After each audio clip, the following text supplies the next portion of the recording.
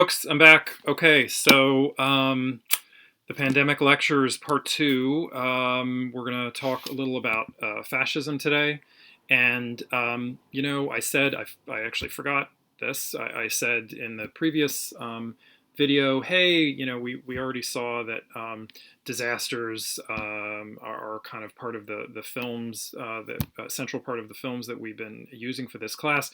I, of course, forgot that one of the things it's not a central part of the Starship Troopers film, but it's mentioned, of course, in the initial discussion in the classroom with Racek, is that the previous civilization had collapsed, right? In the fascist version, it was brought to the brink of disorder and chaos by the social scientists, those people like me. So again, these films are all, Sci-Fi is just always wanting to talk about the world in the wake of some kind of chaos or disaster. So it's no different with Starship Troopers. Okay, so let me talk about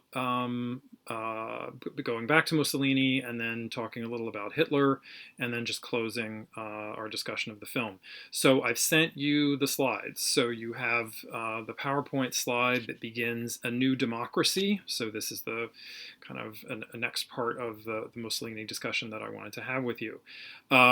So Mussolini is absolutely opposed to liberal and socialist versions of democracy, right?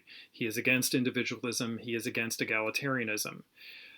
He does defend fascism as a kind of democracy, right? But what he calls it is organized, centralized, authoritarian democracy. So in a certain way, he's a Democrat, but he is not a liberal Democrat. He is not a social or socialist Democrat. And for Mussolini, and this will be true for Hitler as well, the idea is that the people, the demos, are only really represented in and through that one single leader figure. So Il Duce, the leader in Italy, and Hitler, of course, will copy this as Der Führer, the leader. The idea is that somehow democracy can still be thought of as operative in a fascist context, but it's the people somehow being represented in a more pure way through this one person who understands their will. At least that's the claim of the fascist or the Nazi. So Mussolini says all of this is the way you're going to be a good Democrat in this new society is through duty, assent, and conquest, right? It is through embracing the duty that you have to struggle in a collective, in a group of people, in and through the state, right? Remember, the individual is nothing essentially for Mussolini. It's really only in a group, or the state most primarily as the most supreme group. Only in that do we really find our true existence. So struggle against enemies, sacrifice against those enemies, sacrificing together. And it's through emotion, it is not through reason. So this is not, this kind of democracy, this organized authoritarian democracy is not about deliberation, not about rationality. It's about the emotional assent and the belonging and surrendering to the feeling of being in a group, being led by that one leader figure. Okay, next slide. So leaving Mussolini and now talking a little bit about Hitler, which is a version of fascism that was indebted to Mussolini's fascism, but then connects with the racism of Gobineau and others in a way that Mussolini, though Mussolini certainly had some you could call it racist aspects, it wasn't really a central part of Mussolini's version of fascism, but racism does become quite central to Hitler's brand. So Hitler writes Mein Kampf, and this is where we're getting our selections from the textbook. That's My Struggle, and that was after being imprisoned for an attempted coup, the so-called Bierhall Putsch in München, in Munich, in the early 1920s, 1923. Or wait, is it 22? I think it's 23. Anyway, you can Google that. So for Hitler, he thinks that he has been able to intuit a fundamental law of human nature that human races are essentially like species in nature that struggle against each other for survival. So it's a survival of the fittest mentality, but Hitler views races as essentially these entities that are struggling to survive, and that the fittest race is going to be the race that will survive, that should survive, and that will survive. And so the state, which was the highest kind of the in Mussolini's hierarchy, the state was the kind of highest possible group, the most authoritative possible group. For Hitler, it's the race that is the kind of supreme organization of a collective, and it's only to the extent that a state embodies a race or sort of connects a race together that the state is then the kind of supreme entity. Okay, so next slide. I guess that's the third slide on some of Hitler's observations. So he actually is a keen observer, at least he thinks of himself as a keen observer of socialist media. And so and I think this is interesting as we think about our own media culture, and you see various political entities or various folks, both on the left and the right, who are very attentive to the media or the presentations of their enemies, and try to often emulate and copy tactics, rhetorical tactics that they see used by the media of their opponent, their political opponents. This is exactly what Hitler does. So he thinks that socialist media have been quite effective in stoking anger and emotions in order to foment a socialist revolution.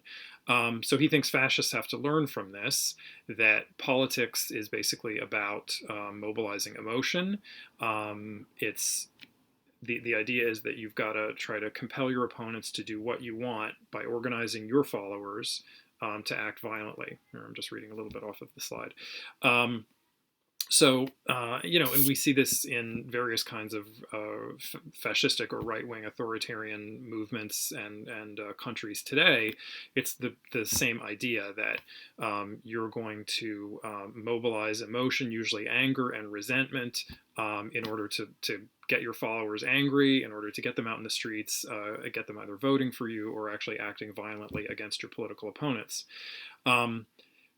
Hitler says basically this is all because the masses, that is the people, basically want strong leaders. That really, that's what people naturally crave, is those who are authoritative, those who are forceful. They're looking to be led. This is his view of human nature. So this is not an egalitarian view of human nature. This is not a liberal view of human nature, where the individual is somehow at the foundation or core of a society. No, it's people want to submit themselves. They want to be subsumed by a greater whole. They want to follow. They want to be told what to do. And so the idea that leaders should be moderate, should actually ask their followers what they want, should be deliberative or consultative, Hitler thinks that's entirely ridiculous. He thinks, no, people actually want to be kind of pushed. They don't want leaders who ask for permission. You've heard the old cliche, it's easier to ask for forgiveness than permission. For Hitler, it's really doubling down on that. It's be forceful all the time, and that people will come to you because you are being forceful. Okay, next slide, entitled Racism 101. So I mentioned that he is following in the Gobineau tradition, where he thinks that there is a hierarchy of races, and he thinks there is only one race, which he terms the Aryan race, which is basically a kind of white Nordic or Northern European race, according to him. That's the only truly creative race.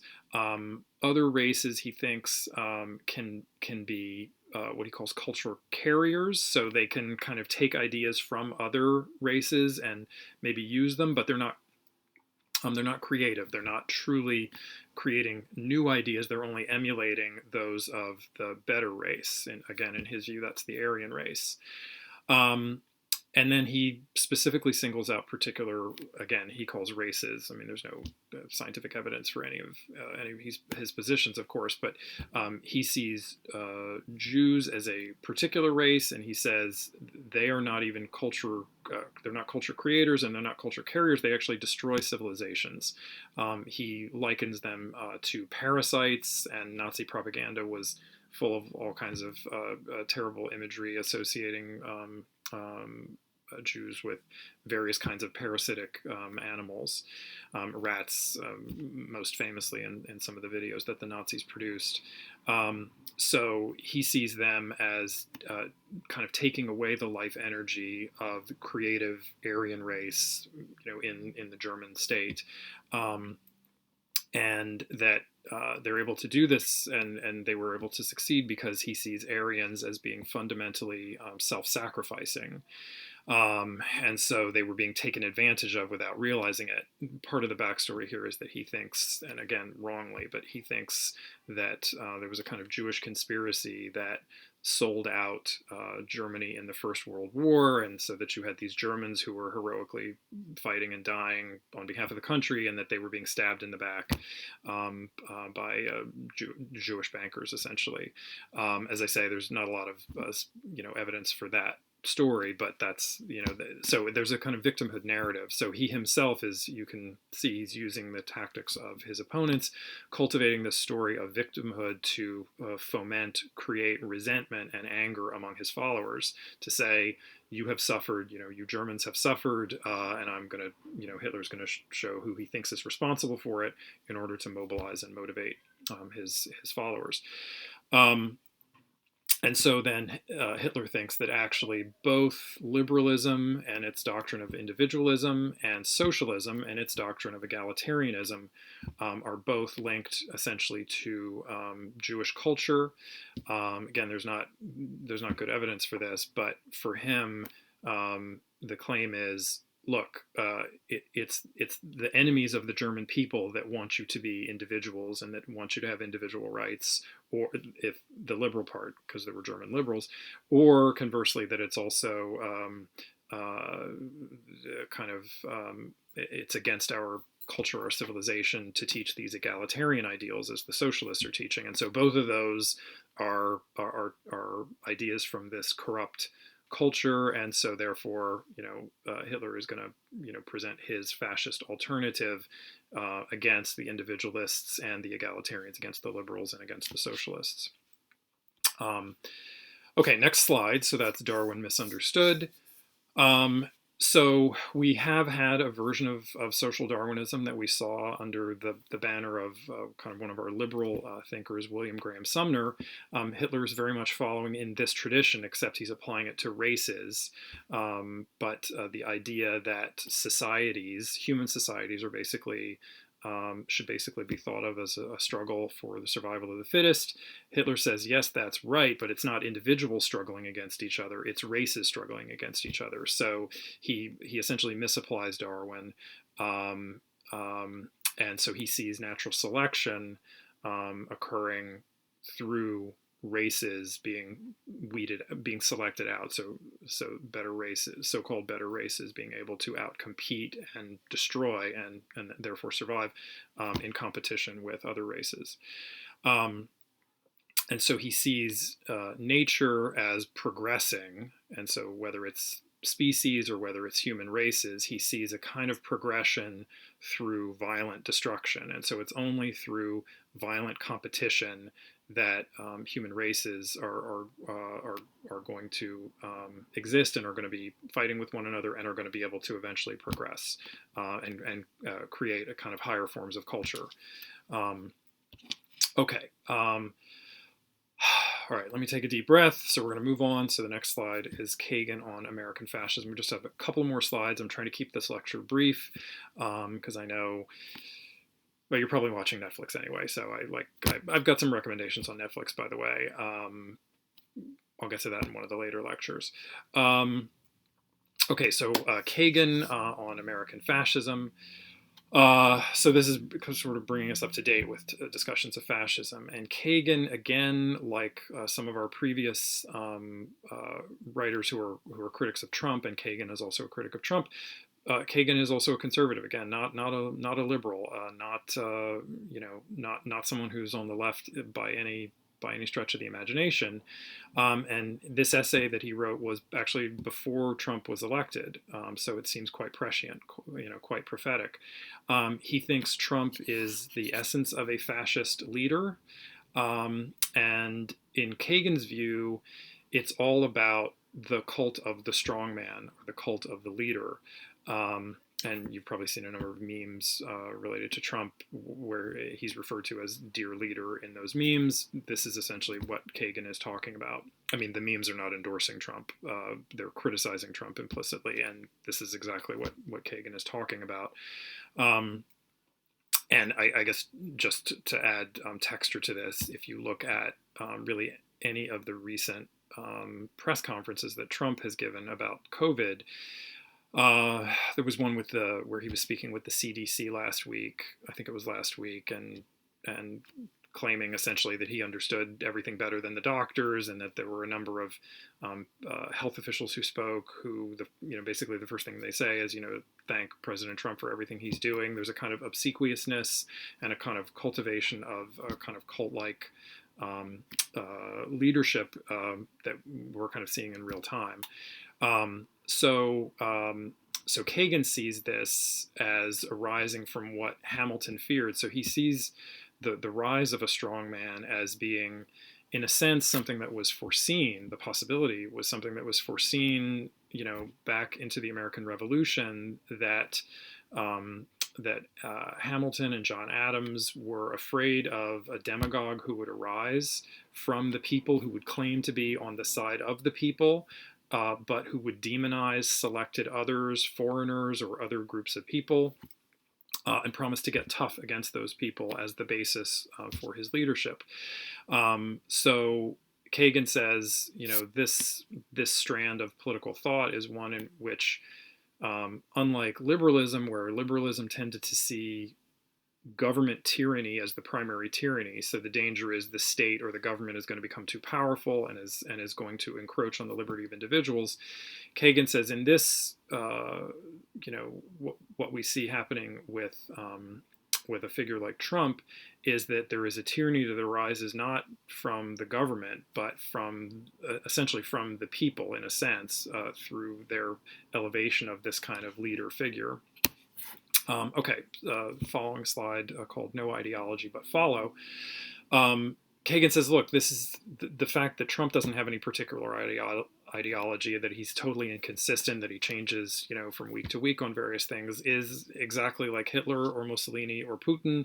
That the point for any of these folks was not the consistency of their ideological positions on economics or social reform or anything, but it's all about the cult of a leader. So support for a leader who is seen as the only one who can solve society's problems.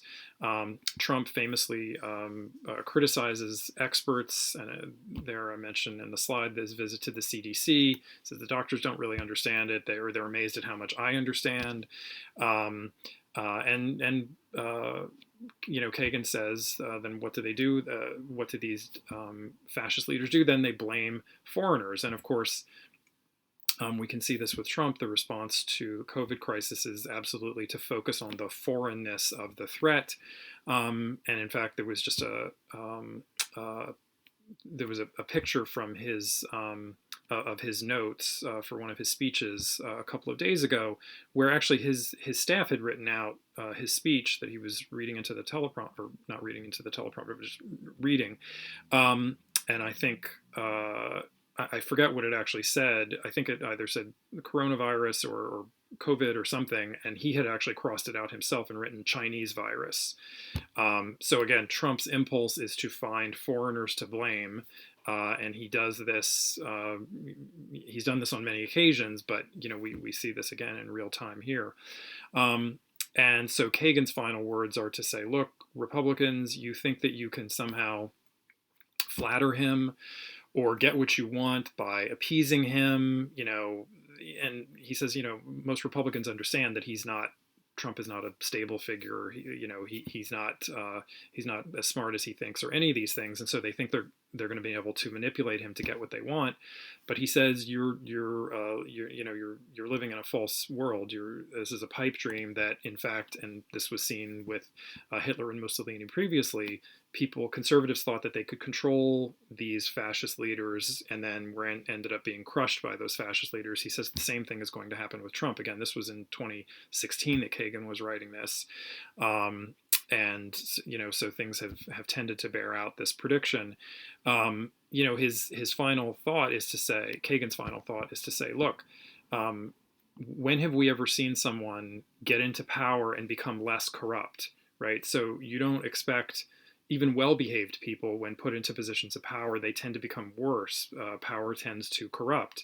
And so he says this idea that somehow through obedience to a Trump-like figure and trying to appease them, that somehow that's going to make them better.